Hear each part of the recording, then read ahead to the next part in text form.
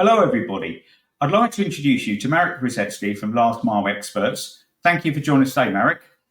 Hello, David. Hello, everyone. Please tell us about Last Mile Experts and what you do. So I like to call us a cross between a classic consultancy and an expert network.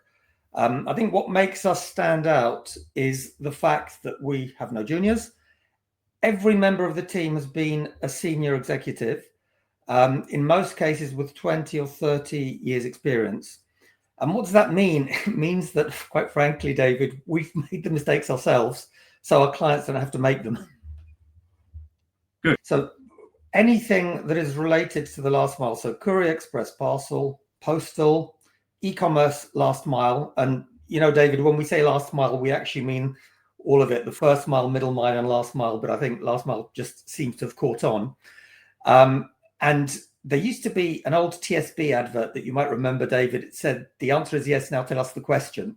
And we like to operate in that way. So as long as it's in our narrow area of competence, because we have so many people, there are about 30 of us worldwide, each with very specific skills, it really is a question of the answer is yes, now give us the question you want to ask. So maybe that's a good way of explaining it. No, thank you, Marek. That's pretty good.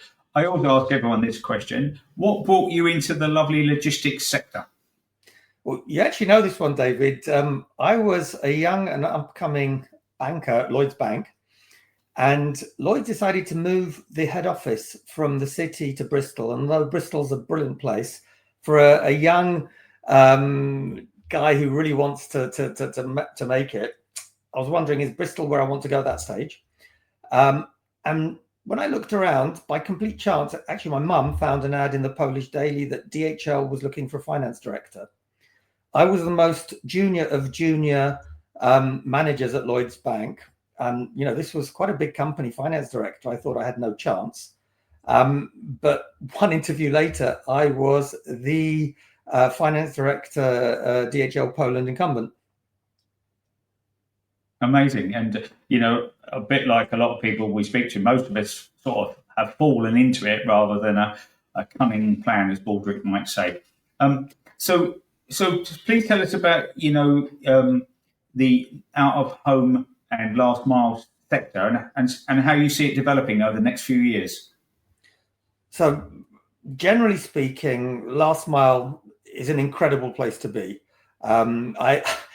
I said to my son, who's a really smart young guy starting out his career, that it's amazing because it's just growing so fast. And it's not the place people choose to be initially. But let's be honest, David, people see all these sexy areas, merchant banking, e-commerce, this, that, and the other.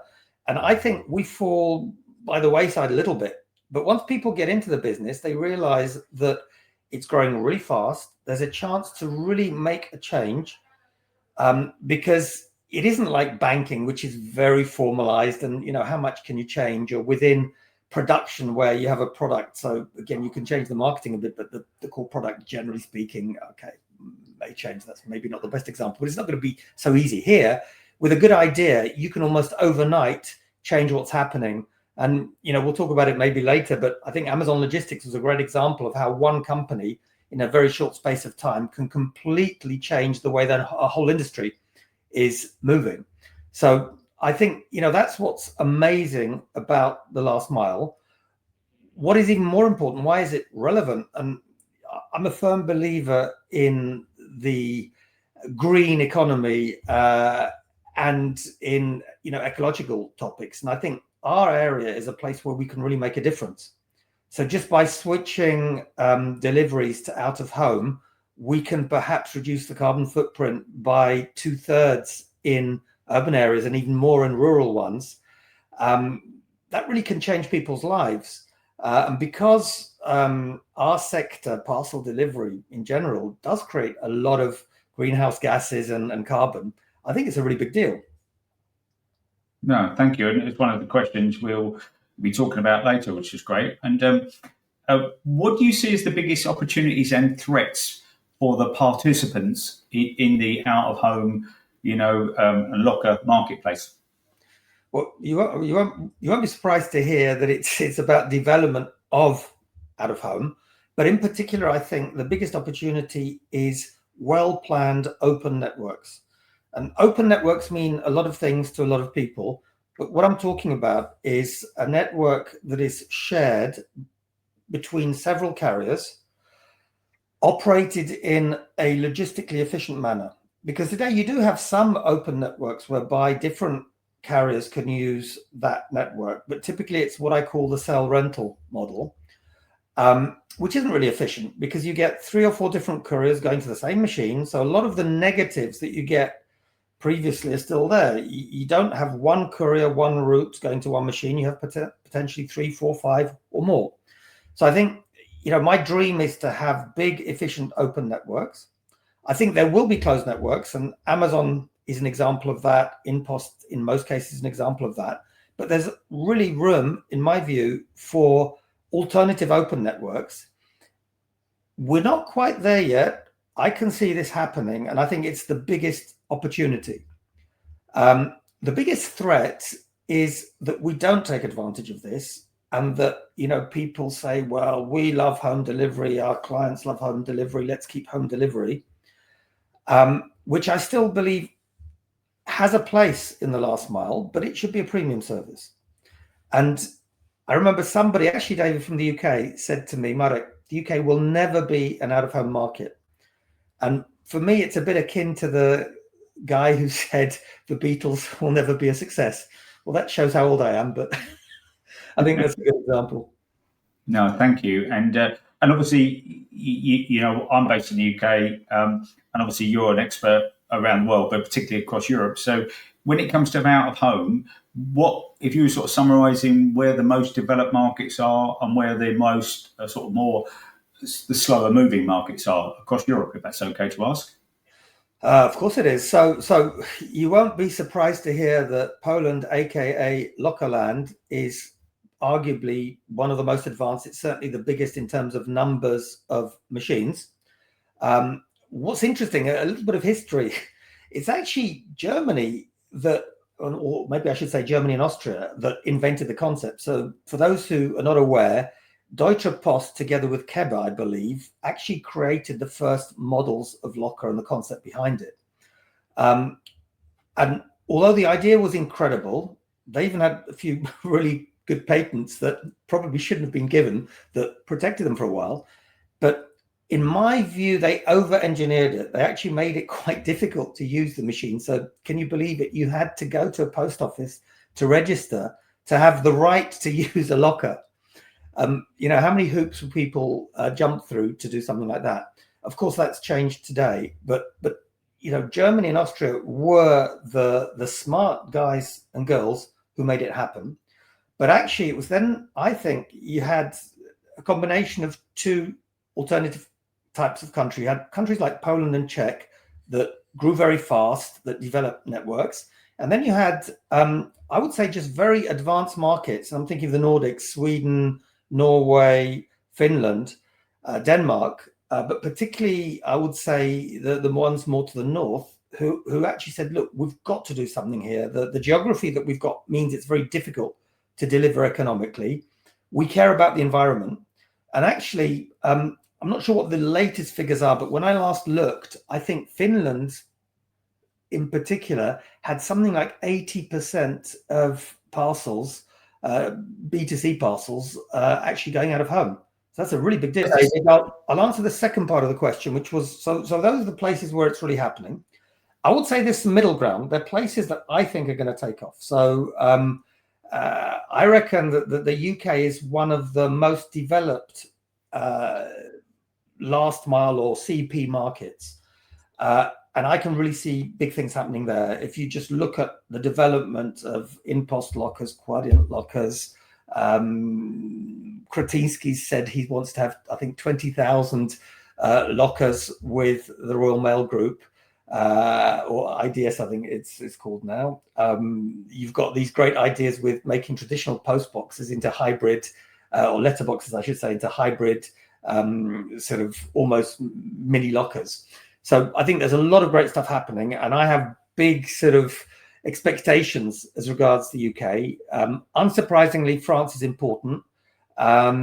I think that, Germany has been held back, I think, because of the patents, but let's see whether that's going to change. The least developed traditionally is the southern part of Europe. But again, I think that's changing. David, if you look at Italy, Poste Italiana is really making great efforts to do things there. Amazon's really active there. InPost is seeking to do things. The same with Spain. So I would say that, probably the northern and eastern parts of Europe were the ones that really moved things forward initially. I think there are going to be some big markets, particularly let's observe the UK. And then we may be surprised how quickly Southern Europe catches up. Okay, no, thank you. And what are people in the sector not talking about that perhaps they should be? I think that actually the people are talking about the right things. The issue is more about doing. So talking is pretty good. And people are talking about the need to be more efficient, the need to be, to look at and develop out of home, to use AI, to use new technologies, electric vehicles, perhaps autonomous vehicles. So the talk is great. I think we need now to start walking the talk, and then we can really see where things are going. Okay, no, that's really good. Good. And we talked about this earlier, the green transition. How do you see the green transition continuing to impact the out-of-home and last-mile sector? First of all, David, I'm a big believer in this. Last Mile Experts has one of the few, it used to be called the Green Last Mile Report. We now call it the Innovation Report, which includes the Green Last Mile Report, which if anyone's interested, they can go to our site and download for free. I think the big deal, again, is how can we move great ideas and wonderful words into practice? Every major carrier and postal operator that I can think of has some kind of green policy.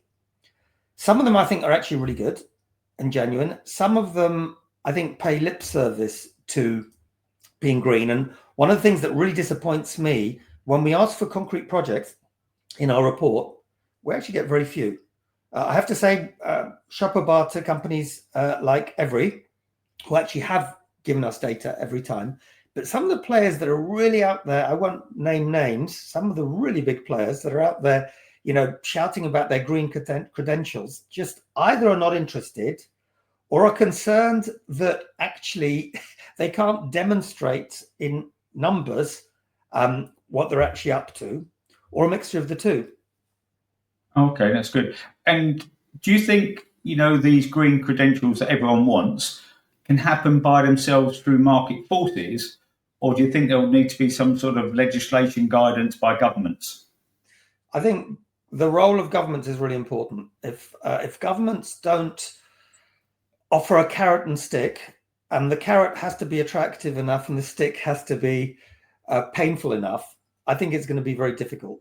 And we can see that there's a lot of backtracking. I also think that the goals have to be reasonable, because we've seen this before with green policies. I think electric cars are a great example. Sometimes if you push for too much and you don't take realistic views on what infrastructure is needed, it makes it actually quite difficult. But I think there is an important role. But honestly, the most important role is for people like you, me, the public at large, to actually say, look, we really want to do something. We're prepared, not even necessarily, David, to pay more, but to make our choices differently. So perhaps, do I really need this thing delivered right now? Because one of the most energy inefficient ways of delivering something is point to point last minute. Can we not have it picked up from a locker? Maybe we can actually send a couple of things together so that you're picking up 3 items in one cell in a locker.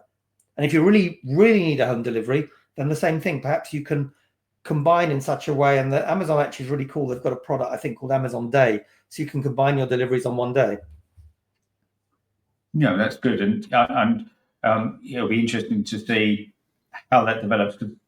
On a personal level, I think that if people had an option that you had a more normal delivery and maybe a greener delivery that was maybe 5 or 10% extra, I think people would like to have that choice. And certainly at checkout, that'd be a nice option to have. But I'd like to think it comes by market forces. But I think legislation may help along that way. But the irony is, David, that actually there are ways to do it without it being more expensive. Actually, it can be cheaper.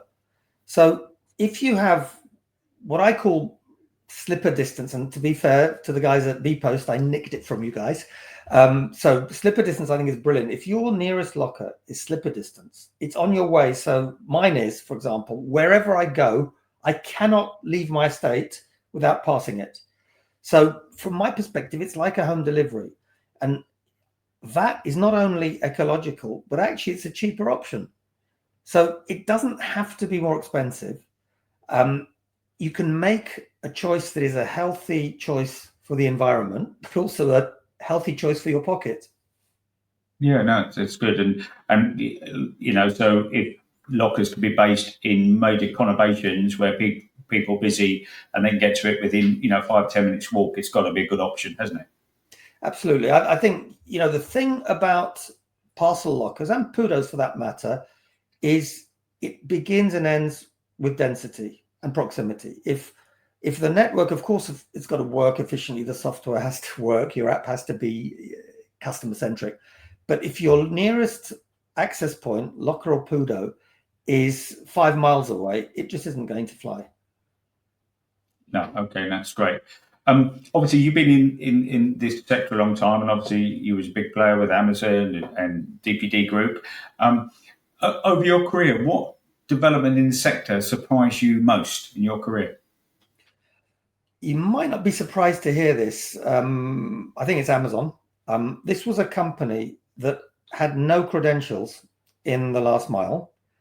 And if I were to choose which company has changed the face of Courier Express Parcel in the Western Hemisphere more than any other over the last decade, I wouldn't even think twice. I'd say it's Amazon Logistics. And what they did is they challenged every existing stereotype. And in true Amazon fashion, they said, well, hold on a minute. You say you can't do it. Why? Let's try. And they busted a lot of myths. 7-day delivery is one of them. And many others. They've been instrumental in promoting out-of-home delivery. So I would say that actually, without a doubt, there have been players that have energized our industry since its inception. At the beginning, of course, you had actually, I think, companies or organizations like the Royal Mail or the GPO, I think probably it was called then, or even something different at the beginning. Then you've got, in my opinion, you had companies like UPS, who were the innovators around the early 1900s. Then you had FedEx that came in as an amazing challenger, and I think it was the 60s and 70s, who again changed the way we thought about Courier Express Parcel. And I think, at the moment, it would be, without a doubt, Amazon and other large e-commerce who are the guys and girls who are changing the face of the last mile. And, when I talk about the others, we're talking about people like Alibaba, Cainiao, JD.com, but also re-commerce players like Vinted. Vinted isn't the size of Amazon or Alibaba, but it's also doing its bit to change the last mile. That's great. That's great. And the final question I'm asking everyone, if you could speak to the Prime Minister, then what would you ask them to do to help businesses grow and flourish? So I would say, to grow and for consultants, I think it's our job. We don't need the Prime Minister to help us. But for the industry, I think it's really, really important to help educate people so that in the first instance, Joe Public understands that actually things can be done in a way that is ecological, financially economic, and smart. And I think at the same time, there should be financial rewards to help restructure the business so that obviously in these sort of scenarios, you're going to have fewer posties or fewer couriers. What do we do to find something for those people to do that's going to be perhaps less onerous for them? Because the job of a postie or courier is not so easy. You've probably been there. I've been there, because at peak time, I can tell you, in most of the companies I've worked for, all management, including top management, were out there in the field. So I'd say that, on one hand, help educate the customer, but at the same time help restructure the business in a good way so that people have the right to a job that is rewarding, perhaps a little bit easier, because I think technology can help, and to promote new technologies like AI. I'm really excited about, what humanoid type robots can do. But I think that doesn't only require financial support, it also requires good controls to make sure we don't have suddenly armies of these robots doing things we wouldn't like to happen. I can imagine one guy who operates on my border being in Poland that would quite like to use that sort of thing. Okay, great. I just want to say thank you very much, Marek, for your time and your views. I'm sure our viewers and listeners will really enjoy it. Thanks very much. Pleasure, David. Thanks.